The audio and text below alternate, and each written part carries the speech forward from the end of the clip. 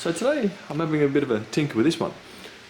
This one here has a power supply, has a main board, has DDR2, a Pentium dual core, 80 gig Seagate 3.5 inch hard drive, a serial adapter, and then we got this board which I'm not too familiar with.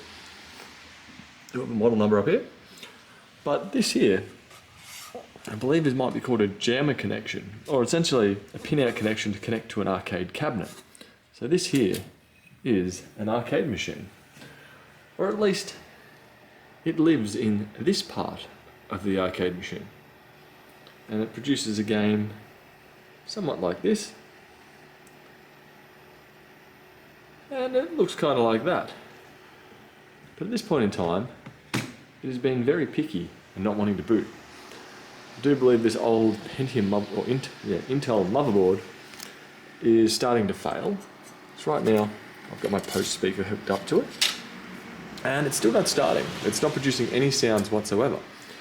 But if I turn it off, remove the RAM, this will start. So if I go like this, take that out, and now hit the power button, you should hear a beep, and this light should turn green. Beep, we're green, we're displaying. So right now, I believe it is suffering a little bit of what I've heard the term bit rot, where essentially the board itself is still kind of going, but there's something fundamentally wrong with it that's stopping it from starting. Right now we're starting system.